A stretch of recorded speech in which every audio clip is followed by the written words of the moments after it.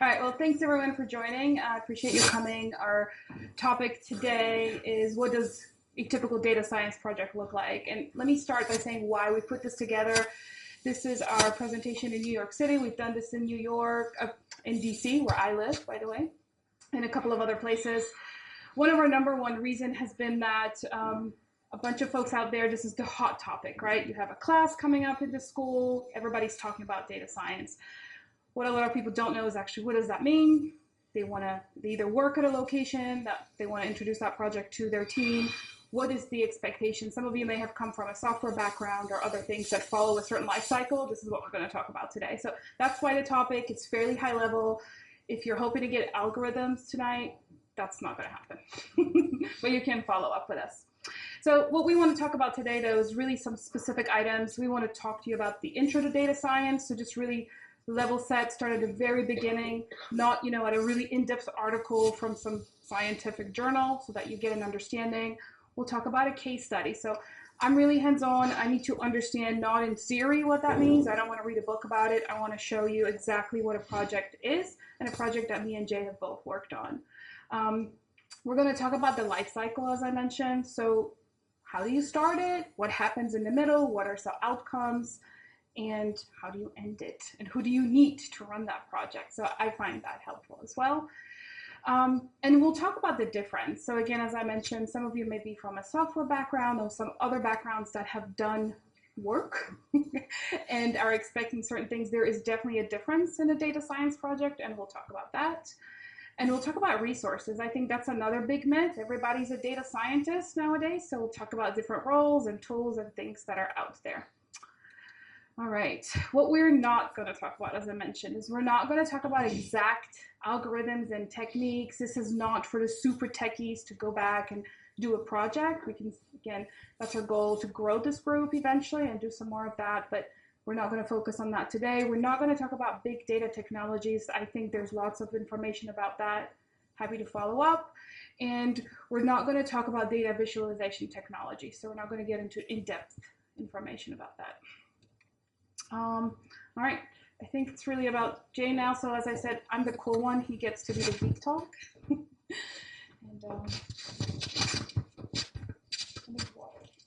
that's okay. And you have to stand there so they can see you. All right, thanks guys. Thanks, Ania. So let's get started, right? Like Ania was saying, well, what I want to do with this meetup or this presentation is essentially talk about what data science is about. What are the different steps involved? How do you run a data science project? What are the resources involved? What does the life cycle look like and the technologies looks like, right? There are several definitions out there in the market, right? This is a definition that I liked. Data science is essentially an area of work concerned with the collection, preparation, analysis, visualization, management, and preservation of large collection of information. I think this is a pretty good definition in the way that it summarizes the entire life cycle of what a data science project looks like. And in the subsequent slides, we're going to get into what each one of these words mean, what each one of these steps mean. And as you can see, the modeling part or the data science part, we're going to break down the hype to actual actionable items. So why are we doing this now, right?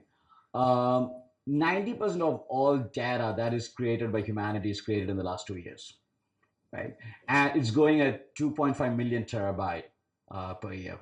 And every 2 years, and it's accelerating so fast that we are creating as much data that we ever created every other year, right? So now we are dealing with this massive amount of data that we need to manage, we need to understand, we need to create insights, and we need to make some sense of it, right? We never faced this situation maybe 20 years ago.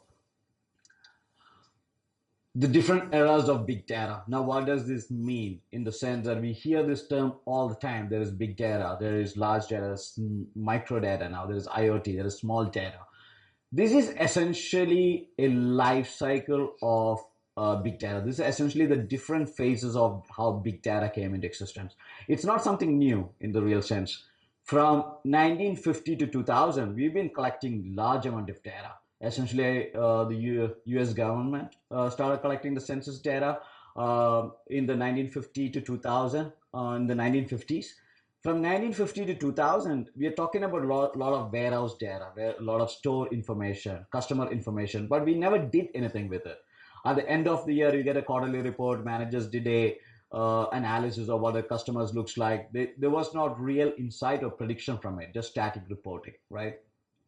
From 2000 to 2012, the game kind of changed. It's dramatically changed. Internet started becoming popular, where data itself started becoming a product, right?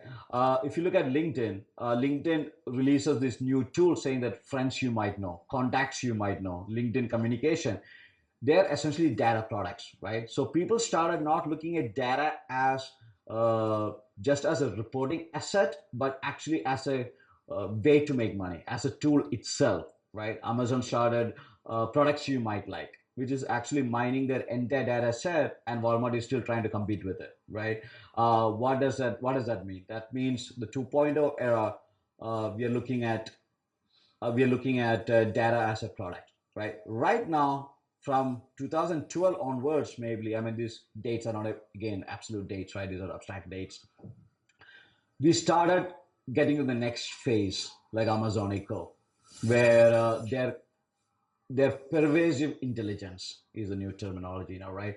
Where somebody is listening to you all the time. Your Google phone, whether it's Amazon Echo or whether the sensors, now the new campus that Columbia is building in Washington Heights, they're building sensors on the pavement. So they wanted to see how people walk. They wanted to see how people engage with the building. So that's the era right now, right? So with all this, what that really means is big data is, as day goes by, is really becoming enormous data, right? Now, this is something that people always ask me and used interchangeably, right? And I was looking for a nice way to articulate this, and I found this a nice blog from NVIDIA, where what does artificial intelligence mean? What does machine learning means? What does deep learning mean, right? You hear this terminology, you read pick up any magazine and you hear this terminology. What does this mean? AI is something we call general AI. The whole concept, started way back in the 50s, maybe with the Turing machine, where can a machine mimic a human being, right? In the sense that if I put a curtain and if I put a machine on the other side of the curtain, if I talk to this machine, can I make the difference where am I talking to a machine or am I talking to a real person, right? That is a real test of AI. So that was the general idea. Can we get there? And with that such broad concept, the general AI, we never got there, right? So now it boiled down to a little bit less. Let's shoot for a little bit lesser. Let's get to machine learning. Let's automate simple tasks in the sense that let's prioritize our emails. Let's teach machine to read our documents. Let's understand which of our customers are about to quit us, or let's predict churn. Let's predict subscription, or let's predict the next, who's going to open our emails. So that's where machine learning came into being. Machine learning essentially as a subset of AI, because AI is where we want to get at. We could not. So we got to a little bit lesser, right? So we got into machine learning, where we are feeding enormous amount of data and we are telling people, okay, this is what it is, right? We teach the machine to tell us back, this is what it looks like. This is what your emails, this is how your emails are prioritized. This is what your to-do list looks like.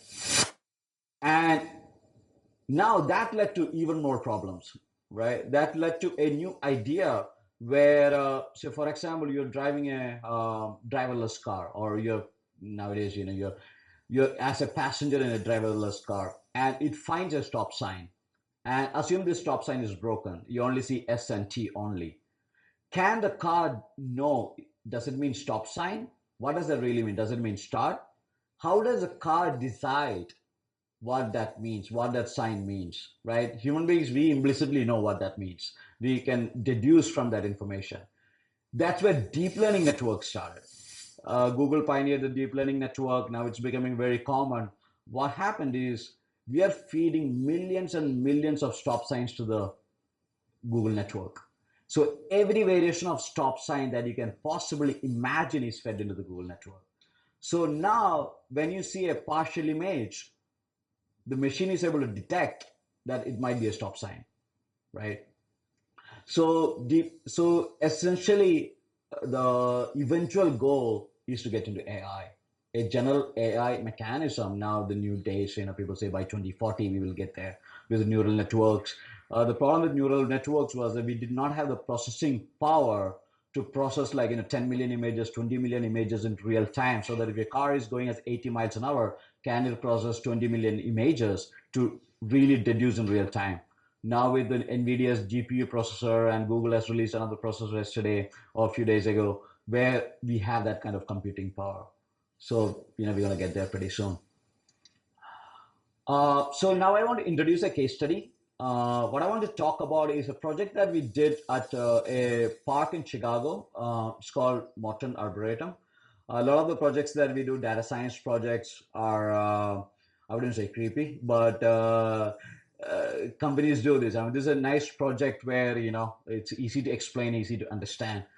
What we want to do here is this particular park. It's like the Central Park, right? The Central Park has a conservatory. It has a membership. You pay a membership, and that's how they pay their dues. That's how they manage the park. And in this particular park, they do the same thing. The Arboretum does the same thing as well. You pay a membership fee, and that membership fee goes into maintaining the park and upkeep and whatnot, right? So what matters to them is who is gonna quit. Churn matters to them a lot. They want to renew the membership. They want to continuously make sure they're targeting the right people, and they want to make sure that their membership is on target. So when we start a project, this is where it gets critical. And when you start a project, you want to look at, this is where you have the discussion with the client, and you want to talk about what is the client trying to understand from this exercise, right? In a typical software project, you look at, oh no, at the end of the day, I want a CRM system, or I want a database for this, right? Or I want a database for that. But in this case, and it might be a little bit tricky, because the client would say, I wanted to understand my customer. But the more specific, in this case, you go back and you ask these questions and ask the client, what do you really need? And they say, our specific need is that we want to understand from our customer base who is going to quit, right? Who is going to leave. And if somebody is going to leave us, we want to target them early, and we want to make sure that we find a mechanism to retain them, right? And the second question that I normally ask is like, what kind of data do you have? Do you even have the data for me to understand this information, right? And so they come back and they say, we have all the member profiles. We know all the people who signed up. We know all the transactions they have, right? Every time they visit a park, they go to the cafeteria, they buy something in the park. We have all that information, right? And we also have, in this case, they told us that we also have some social media information, but it was completely unusable. And the last, some companies, like if you're looking at financial clients, money is never an objective. They tell you to buy whatever that you want to buy. But if you're working for a non-profit organization, money is a tricky thing. And if you're looking at an e-commerce organization, they'll tell you like, you can't buy all the fancy tools in the market. So you want to ask, what other tools do you have? How much budget or how much money do you have?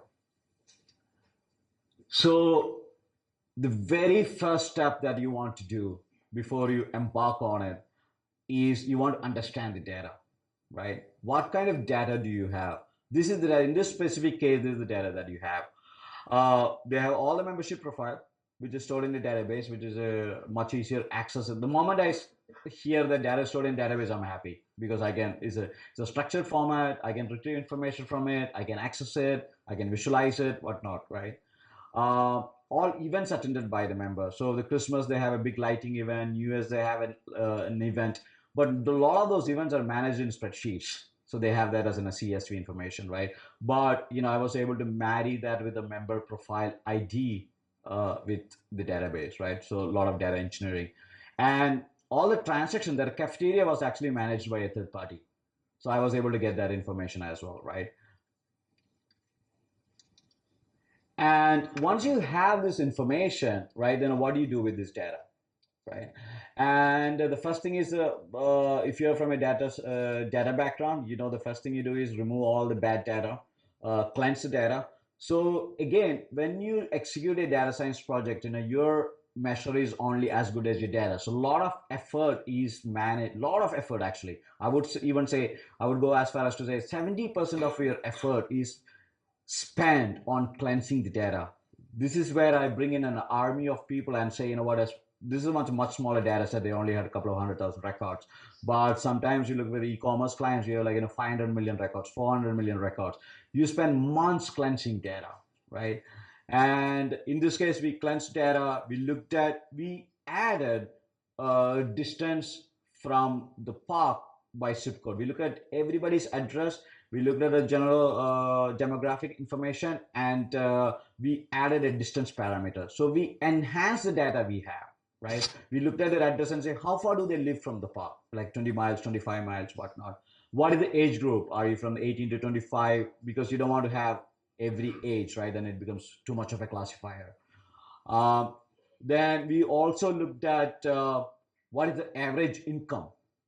So here again, I'm talking about taking a data that already exists, and you face this a lot. And a lot of e-commerce companies and financial companies, they have the resources to buy this data. Like they buy it from Facebook, they buy it from Google. You have like this massive data box. So every time your information is out there, I know like an e-commerce company owns it somewhere. So they buy this information and marries that information with the existing information, so that all of a sudden your information becomes super valuable, right? Something that you checked in somewhere in Square or Facebook, immediately that becomes married to your income, married to your age, and all of a sudden everything adds up very fast, right? And the park did not have so much money. So we looked at a lot of general public information. We looked at the zip code where they live, and then we looked at what is the average income in the counties they live. So again, what I'm talking here is enhancing the data that we have. And people like Google and Facebook, they do that as a much larger scale. And once you have the data, before we get into prediction, it's very simple analysis, right? Uh, Very simple data analysis. This is done by a tool called Splunk. This is where the Tableau developers, ClickView developers, or Power BI developers, or the good old R or Python developers come into play, or even standard SQL reporting. And most of the time, this is where most organizations are, right? They have some kind of visual of what their demographic or what their population or what their data set looks like, right? So we do this to as an incremental project. If you're managing a project, this is a very incremental project deliverable, in the sense that, okay, you know what, we looked at all your data, we married data with a lot of publicly available information, and this is your general landscape looks like. This is your general data landscape look like, right? This is just what is it right now. This is as is it information. And this is a Geomap again, based on their membership information. You can see some of the guys are so far out. If this guy is quitting, I'm not going to go after him, because he's like 40 miles, 50 miles to the park. He's not going to come back, right? So this also helps you understand. Again, what I'm trying to understand here is that you spend a lot of time before you even started modeling, before you even started doing any kind of prediction or algorithms, understanding the data. Significant amount of time is spent understanding what the population looks like, right? So we looked at all of this, and now this is where the data science piece kicks in, right? So the client wanted to know reduce the churn, in the sense that who is not going to leave. That's what they want to know. But we're not so sure what that really means. Once you look at all the data, you come and you propose a hypothesis. This is essentially where you become a product, right? This is what you're trying to go after. It's a hunch, in the sense that it's not an absolute. It's a part art, part science at this point. You're going to tell people, saying that the more you're interacting with the park, the more chance you're going to stay with the park. That means if you're a member and if you never showed up for an year, and you're never going to come back, right? There's no chance you're going to come back. But if you're continuously coming there, that's where all the transactions from the cafeteria mattered. if you're bringing your family, if you're like, doing all that stuff, you're swiping a membership card, if you're coming here for a Christmas party, you're not going to go anywhere. That's like a safe bet, right? So we look at the data and we know this information, right? So this is the hypothesis. The hypothesis this is probably, I would say, one of the most important steps in a data science project, because this is never derived by a data science engineer alone. You propose this. A lot of times there is multiple aspects to it. You propose multiple hypotheses and you run with the business managers. Based on looking at the data, this is what I think is happening. What do you think? Then you want to get the customer feedback. Then you want to start doing the modeling, right? So let's talk about a little technology, not getting too deep. What are the two different models in data science, right? One is, you hear this again, you read about this terminology a lot. One is a supervised model and an unsupervised model, right? And let's give you a very high level exercise about what is a supervised. When you're talking about a supervised data engineering problem, in the case of the park, it's a supervised data engineering problem. What does that mean? That means we very clearly know our objective, right? We know we want to predict customers who are going to leave this park or leave this membership. When you are doing an unsupervised, we do not know that information. We are essentially, I take all your information, put it in a bucket, and tell the machine, tell me what this means, right? It's a completely unsupervised. Unsupervised are generally not very commonly used in data science, other than marketing segmentation, is where I feel like a million records and say, what, bucket them together in the most feasible way.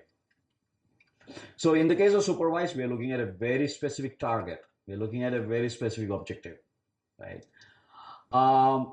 Again, two models of regression and classification. In the case of supervised, we are looking at every individual in the park and tell me what is the percentage probability. We are getting a numerical value, right? Like 70% chance this person is going to leave, 80% chance this person is going to leave, right? Or 20%, whatever that number is. We're getting a very supervised data science problem. And you hear this terminology, that's called a supervised regression problem, right? And we do not know that. We know that will this customer leave, yes or no? It's just a general classification. It's mostly for exploratory analysis, because you cannot send an email to every person you think is an yes or no, right? And that's what happens a lot now. That's why you get spam email. Now, if you see, like other day I got an email from Seamless where when it rained, they sent me an email based on the weather information saying that, are you staying home? Do you want to order food? Right? So it is getting very minuscule targeted zip code level information. They know how to craft an email if it is raining or no, right? And IBM bought weather.com, right? You guys know this, right? So they're marrying weather.com information, all the historic information, to Watson. So it gets very targeted. So that's mostly like a supervised machine learning. So that gets into some of the modeling aspect, right? Once the data preparation. So all the previous slides we looked at, we're looking at purely at data engineering. I want to clarify that in the sense that we do not need a lot of data scientists to do data engineering. Data engineering is a very traditional role. A lot of data analysts comes into play. A lot of SQL guys comes into play. A lot of data transformation guys comes into play. Once you get that, then you deal with all the missing values. So for example, if I look at a data site and I say like 60% of the values are not accurate, I would immediately tell the client and it's not waste time, in the sense that this data, you have a lot of information, you have millions of records, but the data is not usable for me to do make any sense out of it. And then I'll add dummy transformations to it. So based on historic information, I'll add a variable saying that, okay, this customer left or not left, churn or no churn, right? So I know based on the past information that this is what the data set looks like.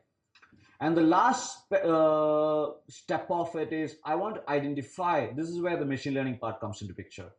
I want to identify how many of this record. I take 100,000 records, I take 60% of it, 60,000 records, and I feed it to the machine. saying that, and I mark, these are information that I already know, where I add an additional variable. This is an important step in data science, where I add an additional variable saying that he left yes or no, right?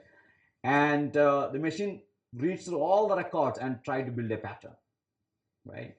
Then I feed the remaining 40% without that additional variable yes or no. And I ask the machine to predict it.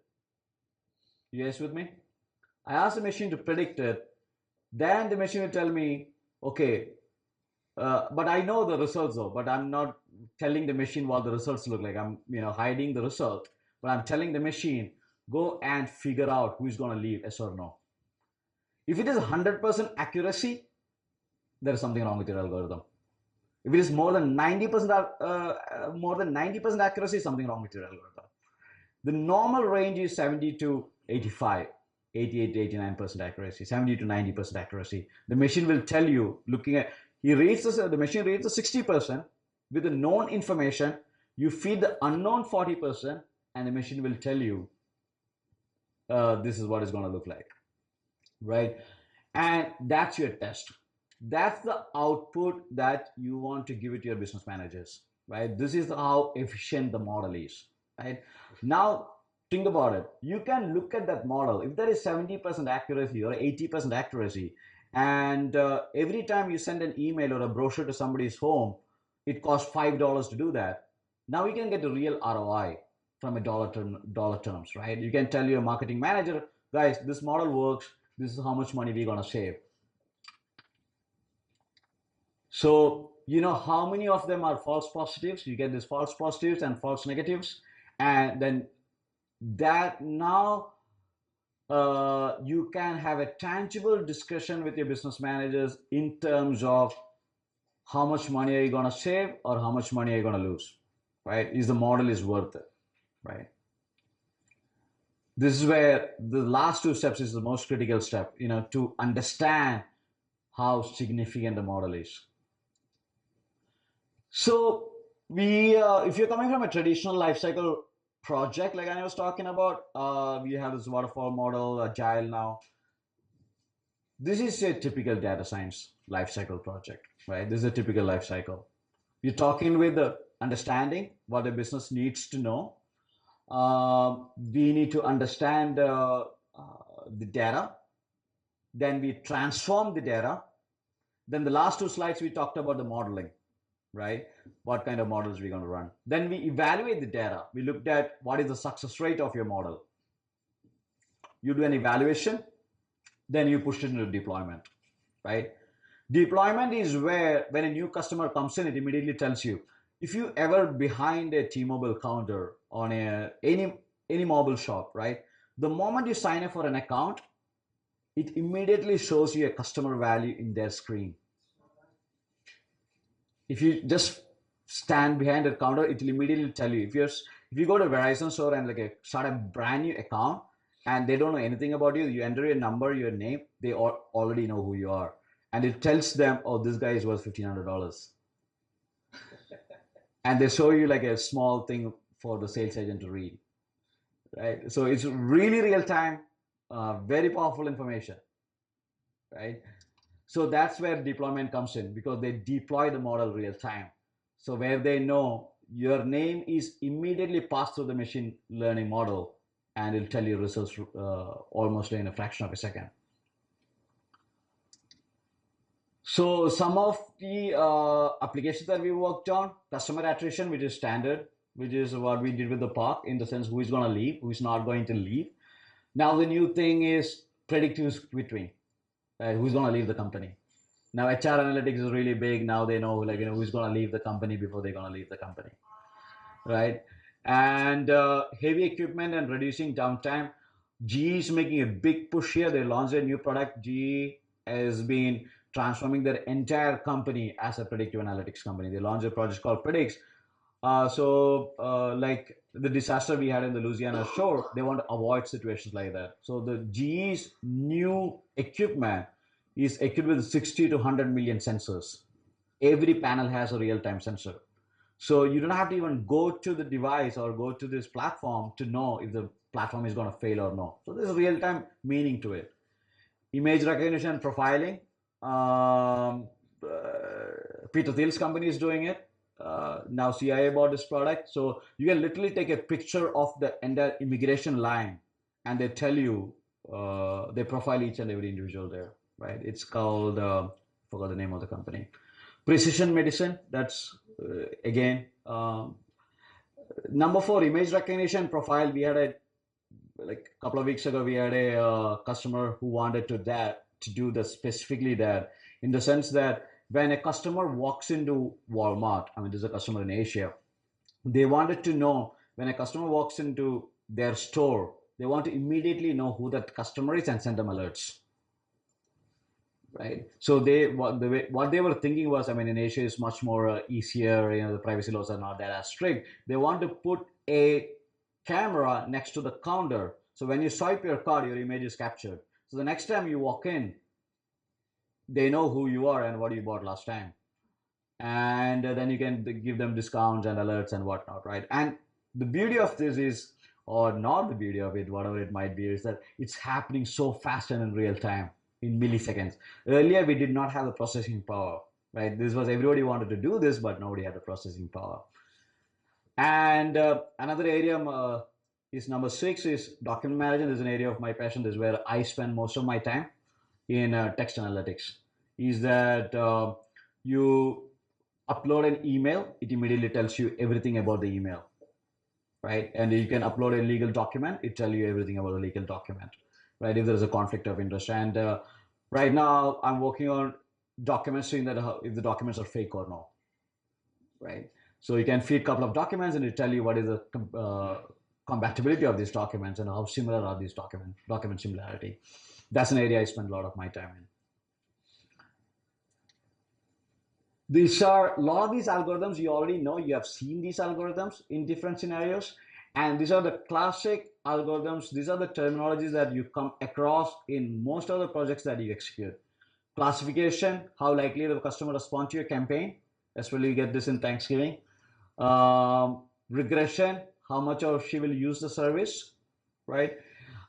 Similarity, right? This is where, LinkedIn use it. Oh, you might also like this, you might also like that. Clustering, again, another exploratory algorithm. You feed a bunch of people in there and it tell you, what are the natural clusters they belong to. Co-occurrence, again, goes very well with the clustering and classification. Profiling, it's a bit controversial because of there's a whole, I can run a whole hour on bias, right? Profiling is a very controversial area where bias comes into play, right? If you type your name in Google, look at the ads that comes on the site, right? That's profiling, because they look at all the names. So what happens is that, say, for example, if you have a, lack of a better example, you have a Middle Eastern name, right? You feed in this data, all the historic information is biased negatively. So when you put in a new name, it looks at all the historic information and gives you a negative ad, right? So that's profiling. Causal modeling, why are my customers leaving? What happened? This is mostly done for a postmortem. And some of the tools and skills, and if you're looking to change careers, if you're looking to change, looking for data science jobs, what does this mean? All the different phases, what kind of tool set that you need. So the business understanding, the standard, you're a BA, it's good to know a little bit SQL. I always think that it's good for everybody to know a little bit SQL so that at least you can, run some standard queries. Data understanding, this is a hot topic right now. So even though we're talking about data science and modeling and all this stuff, a lot of companies are not ready for modeling. That's a simple truth, right? They all want to do predictive analytics, but they're just not ready, right?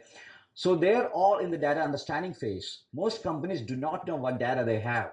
So that's why you see a lot of job requirements for data understanding. Tell me what we have. That is the Tableau, the Power BI, the ClickView, right? The data visualization, and say, well, this is what the data we have. Once we have that, the data preparation, these guys have paid a lot of money as well in terms of let's cleanse all this data. But how do you cleanse all this data when you have like a trillion records, when you have 500 million records?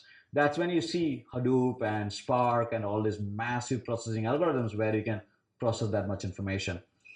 Once that is done, this is the modeling piece comes into play, right? This is where you're actually executing the algorithm, right? It's actually much simpler than a lot of these other steps, but unless you go through A, B, and C, you can't get there, you know. Then, you know, you evaluate the model, deployment. So a lot of these tools are overlapping, right? But when you're doing modeling, you know, your tool sets are much more limited because I never model on a 500 million data set. I take like 100,000 or 200,000 because I want to prototype the model, then deploy that model against a 500 million rows. It's very rarely that I run my model against. As a matter of fact, I will not even have access to that many records, right? The company will be afraid to give me access to a billion records. You know what, Jay, why don't you go and test it out against a billion records? So I say, you know, give me a subset, let me play with it, let me proofread the model. Then, you know, once that is done, then I give it to the evaluation guys, which are mostly infrastructure guys. Yes, Joe. As you go through each step, you may find that you need to take a step back and redo something based on some new information you discovered. Absolutely. It's a completely iterative process. The hypothesis that we talked about as well, it's not absolute, right? I define it, that's why it's called a hypothesis, right? I define a hypothesis, I try to prove that I am right. If I'm not right, I'm back to page square one again, right? Then I'm going back and say, you know what I predicted, what I said was completely wrong. It's an interesting question. This is where you, as a project manager or a data science manager, has to be very careful in articulating to the client expectation, saying that, guys, this might be wrong, right? And I need to go back and redo this thing again. Include them in the decision as well. It's a bit different on standard data lifecycle software projects. You need to be much more involved. Typical job roles. So you're looking at data analyst and visualization. This kind of get married. We are looking at the guys who do the Excel, the Tableaus. That's the bucket one, right? And the data mining and infrastructure setup. This is where the AWS guys, Microsoft Azure guys, you know. So you see a lot of things here, right? A lot of things here. Then once that is done, the data scientist, who is actually, you can look at them as more like an architect of a house, right? You need only one or two architects. You don't like, you know, hire an army of architects, right? Who comes and say, you know, let's look at it this way, let's look at it that way, you know. But you'll see a massive army of analysts depending on the size of the company to put it all together, right? If you're looking at a Bank of America or something that's large, you have historic information, you have demographic information, you have to bring it all together, right? And these are some of the very common job descriptions that you see. And you see a lot of companies, depending on what companies are doing. And if you want to really look at where the companies are, you look at the job board and say if there are a lot of jobs in the data mining and infrastructure side, they just started doing data science, right? Because they just started beginning to set up their infrastructure. Because just because they have a billion records or trillion records in the database doesn't mean anything.